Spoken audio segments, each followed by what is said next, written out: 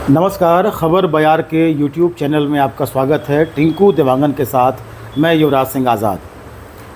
तकरीबन 13 महीने पहले छत्तीसगढ़ शासकीय कर्मचारी अधिकारी फेडरेशन के जिला संयोजक के रूप में मनोज पांडे जी का मनोनयन हुआ था, लेकिन उनकी अपनी निजी व्यस्तताओं की वजह से उन्होंने इस दायित्व को संभालने से अक्षम बताया खुद को। उसके बाद 9 सितंबर 2023 को आशीष रंगारी जो है वो छत्तीसगढ़ शासकीय कर्मचारी अधिकारी फेडरेशन के रायगढ़ जिला संयोजक बने। उसके बाद से लेके अब तक लगभग 1 साल से कुछ दिन ज़्यादा का वक्त हो चुका है और समस्याएं जो हैं वो लगभग जस की तस बनी हुई हैं। कुछ मांगों को लेकर शासन के हमें दिखाई देता है कि शासन जो है उस पर कुछ सकारात्मक रवैया दिखाई देता है, लेकिन वो फिर धरातल पर उतरता हुआ दिखाई नहीं देता, सिर्फ चर्चाओं में और कागज़ों में ही वो सीमित रह जाता है।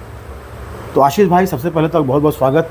और आपने 1 साल का कार्यकाल बखूबी पूरा कर लिया है, तो सबसे पहले आपको बधाई के साथ साथ हम ये जानना चाहेंगे कि फेडरेशन के साथ जो संगठन इससे जुड़े हुए हैं उनको लेकर किस तरीके से तालमेल बना हुआ है, कैसे आगे फेडरेशन का कार्य को आगे बढ़ाया जा रहा है।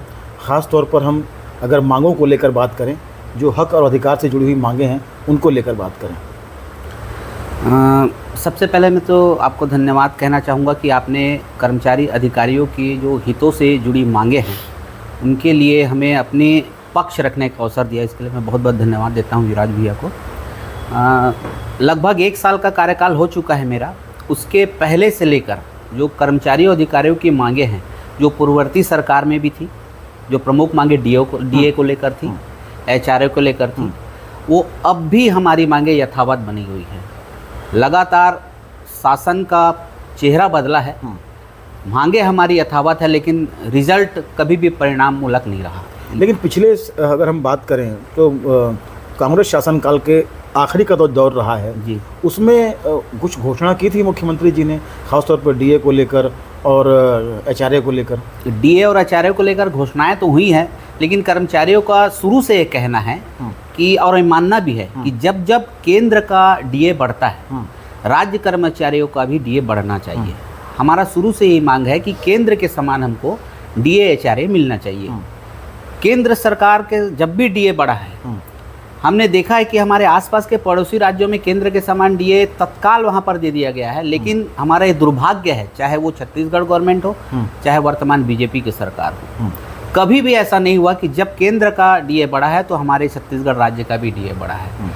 बहुत लगातार अपनी एड़ी चोटी रगड़ने के बाद, कई आंदोलन ज्ञापन कार्यक्रम के बाद अगर सरकार इस पर कुछ रुख लेती है, कुछ हमको आशा लगती कि अब हमको केंद्र के समान मिलेगा, तो वो जब भी घोषणा करती है डीए तो देती है, लेकिन एक हम लगातार केंद्र के बराबर कभी नहीं पहुंच पाए हैं। और दूसरी बात, दिया गया डीए दे तिथि से कभी नहीं रहा। ये हमारे लिए बहुत तकलीफदेह बात है।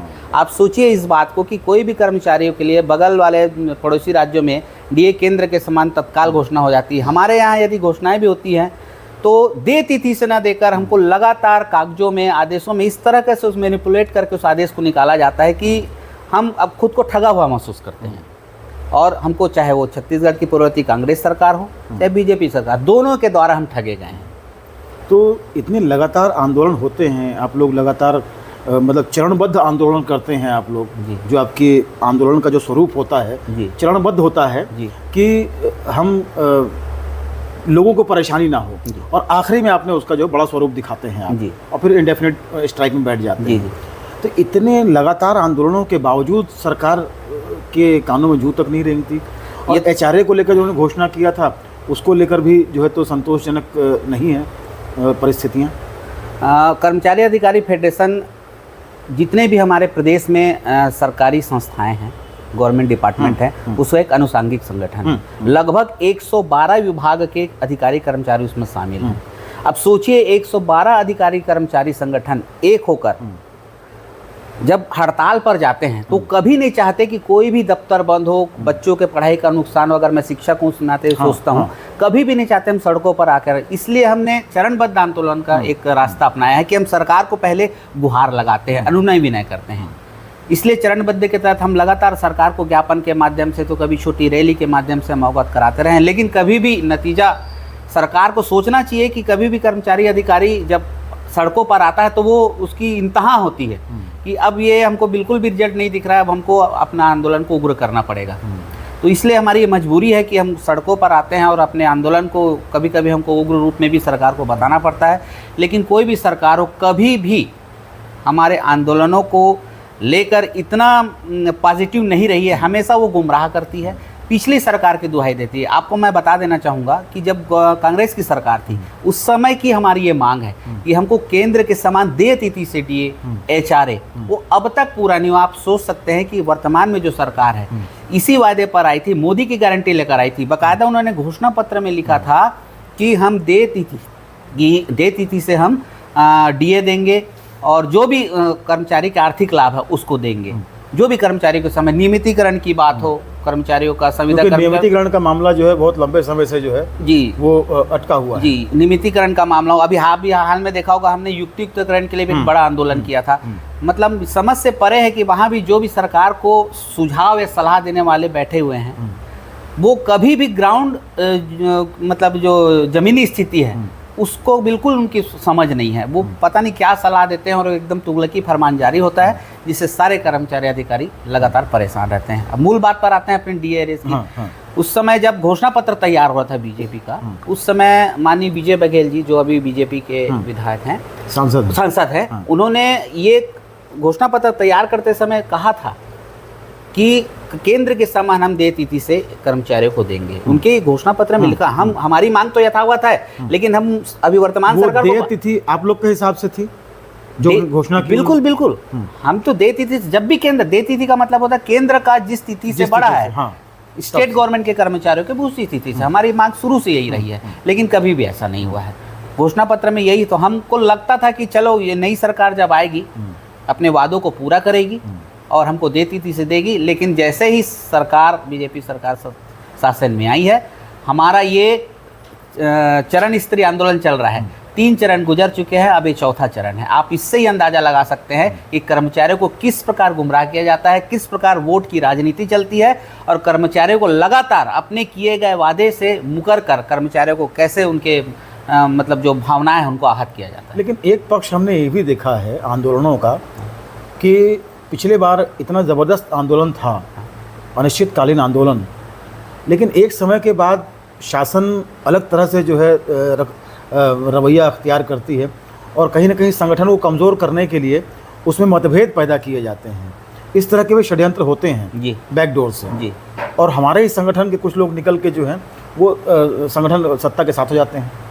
तो कहीं ना कहीं ये भी परिस्थितियां हैं, चिंताजनक तो है ना? नहीं, कर्मचारी अधिकारी फेडरेशन के साथ तो कभी नहीं ऐसा हुआ। इनके जो भी 112 अनुषांगिक संगठन है वो लगातार शुरू से, आदरणीय कमल वर्मा जी हमारे जो प्रांतीय अध्यक्ष है, इवन न्यायिक कर्मचारी संगठन भी बिल्कुल आया था। बिल्कुल पिछले बार जब कांग्रेस की सरकार थी उस समय न्यायिक कर्म जो कभी की आंदोलन नहीं आते हैं, सोच लीजिए न्यायिक कर्मचारी संगठन, मतलब उस समय पूरे अदालत यहाँ जो भी है वो बंद था उस समय, वो भी हमारे संगठन में शामिल हुए थे। बावजूद इसके उस समय सरकार का ऐसा रवैया था कि चाहे कुछ हो जाए और इसका परिणाम उन्हें चुनाव में भुगतना पड़ा। तो अब जो सरकार है, तो आगे तो अभी तो साल भर नहीं हुए जी, आगे क्या उम्मीद लगती है?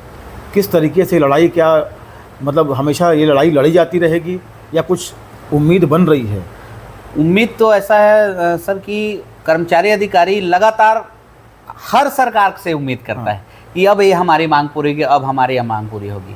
और पिछली सरकार से भी हमको उम्मीद थी, कांग्रेस सरकार जब आई थी, कि ये हमारी मांग पूरी करेगी, लेकिन उन्होंने ऐसा नहीं किया, इसका परिणाम भुगतना पड़ा। तो मैं आपके माध्यम से ये भी बताना चाहूँगा कि हमारे तो मांगना काम है, हम अपने जो मौलिक अधिकार है उसके लिए हम लगातार लड़ते रहेंगे। कर्मचारी हमेशा से जुझारू रहा है और लड़ता रहेगा। और अगर ये हमारी मांग पूरी नहीं होती तो हम आंदोलन का रास्ता तो छोड़ने वाले नहीं हैं। ये हमारा आंदोलन लगातार चलता रहेगा और जब उचित समय आएगा तो जैसे पूर्ववर्ती सरकार को हमने कर्मचारियों की जो एकता है उसकी ताकत दिखाई थी, निश्चित रूप से वर्तमान सरकार इस मुगालते में बिल्कुल ना रहे कि अगर वो कर्मचारी अधिकारियों को अगर वो लगातार सोच रही है कि हम इसको ऐसे बहला लेंगे तो ऐसा बिल्कुल नहीं होने वाला। जब भी कर्मचारी अधिकारियों को मौका मिलेगा हम अपने पक्ष अपने हित के लिए बिल्कुल सरकार को ये बताना चाहेंगे कि कर्मचारी अधिकारियों की ताकत कैसे होती है। लेकिन होगा ये कि जब वक्त आएगा तो काफ़ी वक्त निकल चुका होगा, फिर सरकार की तरफ से कोई झुंझुना पकड़ा दिया जाएगा।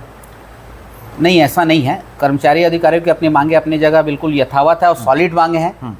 भाई डीए हमारे माननीय वित्त मंत्री ने कहा था अपने एक वीडियो जारी करके कि मेरा भी यह मानना है कि कर्मचारी अधिकारियों को जो डीए है वो मौलिक अधिकार है। हमने नहीं कहा था, हम भी यही मानते हैं कि वो भी हमारा मौलिक अधिकार है, हमको मिलना चाहिए। और हमारी मांगे, चाहे अभी 4 सूत्री मांगों को लेकर लगातार आंदोलन चल रहा है कि हमको देय तिथि से केंद्र के समान डीए चाहिए, दूसरा हमको केंद्र के समान एचआरए चाहिए, तीसरी हमारी मांग थी कि हमको जो एक कर्मचारियों को पूरे सेवा काल में 4 बार पदोन्नति मिले या फिर पदोन्नति 4 बार नहीं मिलती तो उसको 4 बार क्रमोन्नत वेतनमान मिले, जिसको हम 4 स्तरीय वेतनमान कहते हैं।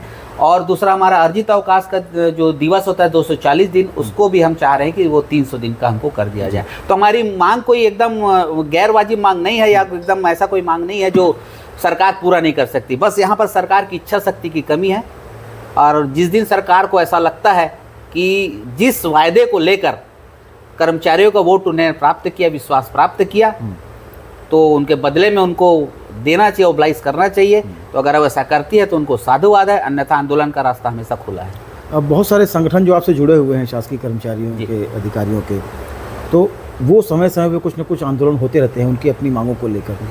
फेडरेशन का क्या उसमें इन्वॉल्वमेंट रहता है? क्योंकि आप लोग के जाने से वहाँ उनके उस संघर्ष को ताकत मिलेगी, बिल्कुल आंदोलन को ताकत मिलेगी। जी, फेडरेशन की हमारी ये हमेशा से यही सोच रही है कि कर्मचारी का जो सारे कर्मचारियों का जहाँ हित जुड़ा है, फेडरेशन वैसे आंदोलन को हमेशा से लीड करती है। और जितने भी अनुसांगिक संगठन 112 चाहे कोई भी शासकीय विभाग हो, वहाँ के अगर किसी कर्मचारी संगठन की कोई मांगे होती हैं, जैसे कि वेतन विसंगति की मांग हो, नियमितीकरण की मांग हो, तो फेडरेशन हमेशा उनके आंदोलनों में हमेशा अगुवाई भी करता है समय समय पर और उनको अपना पूरा समर्थन देकर जो भी उनके मांग पूरे होने के लिए वो भरकस कोशिश। जैसे पटवारियों ने किया था, राजस्व बिल्कुल फेडरेशन हमेशा से, और वन कर्मचारियों ने किया जी, संविदा कर्मचारी करते हैं जी। ये तो अलग अलग तरह की आवाज़ें उठती ज़रूर हैं हक और अधिकार को लेकर। उसमें जो एक पार्टिसिपेशन होना चाहिए, एक लीड करने वाली जो एक होनी चाहिए जो बात, वो अधिकारी कर्मचारी फेडरेशन से जो है बिल्कुल वो उम्मीद रहती है। बिल्कुल ये उम्मीद उनकी वाजिब भी है। और कर्मचारी अधिकारी फेडरेशन का जो निर्माण है वो इसी उद्देश्य को लेकर हुआ है कि जितने भी कर्मचारी संगठन हैं उनकी जो भी मौलिक मांगे हैं, जब भी फेडरेशन की जरूरत पड़ेगी, फेडरेशन हमेशा उनकी मांगों को लेकर समर्थन में खड़ा है। अभी संगठन को फेडरेशन को लेकर किस तरीके से आप लोग का एक कार्यशैली है, कैसे बैठकें होती हैं, क्या कुछ चीज़ें अभी चल रही हैं? अभी हमारे प्रांताध्यक्ष आदरणीय कमल वर्मा जी ने अभी जो चौथा चरण का आंदोलन है 27 तारीख को जो होने जा रहा है, काम बंद कलम बंद हड़ताल, इसके लिए पूरी रणनीति तैयार कर ली है। छत्तीसगढ़ के जितने भी विभाग हैं एक दिन सामूहिक अवकाश लेंगे और उस दिन पूरे दफ्तर, स्कूल, जितने भी विभाग हैं, हमारी पूरी कोशिश रहेगी कि हम अपने एकजुट होकर अपनी मांगों के समर्थन में उस एक दिन का बंद हम जरूर कराएंगे कार्यालय। चलिए, बहुत बहुत धन्यवाद आशीष भाई बातचीत करने के लिए। और हम भी ये उम्मीद करते हैं कि छत्तीसगढ़ शासकीय कर्मचारी अधिकारी फेडरेशन जो है वो बाकी जो 112 संगठन जुड़े हुए हैं उनको साथ लेकर ऐसे ही हक और अधिकार की लड़ाई जो है वो ज़मीन पर लड़ता रहेगा, जिससे कि सरकार के कानों में जूं रेंगती रहे और एक जो वाइब्रेशन है वो बना रहे। क्योंकि जब तक आवाज़ नहीं उठेगी तब तक हमें वो अधिकार हमारा नहीं मिल पाएगा। तो आवाज़ उठती रहे, ये आपसे उम्मीद करते हैं। बहुत बहुत धन्यवाद। Thank you. तो ये थे आशीष रंगारी जी, जो कि बता रहे थे किस तरीके से परिस्थितियां हैं अभी अधिकारी कर्मचारी फेडरेशन को लेकर। और अभी 1 साल का वक्त पूरा हुआ है, तो आगे अभी काफ़ी लंबा वक्त है और निश्चित तौर पर जिस ऊर्जा से काम कर रहे हैं, उम्मीद करते हैं कि इस संगठन के माध्यम से, फेडरेशन के माध्यम से तमाम शासकीय अधिकारी कर्मचारियों के संगठनों का भी भला होगा, ये उम्मीद की जा सकती है। बहरहाल इस वीडियो में बस इतना ही। हमारे खबर बयार के YouTube चैनल को लाइक करें, अधिक से अधिक सब्सक्राइब करें और हमारे कंटेंट शेयर करें, हमें सहयोग करें। नमस्कार।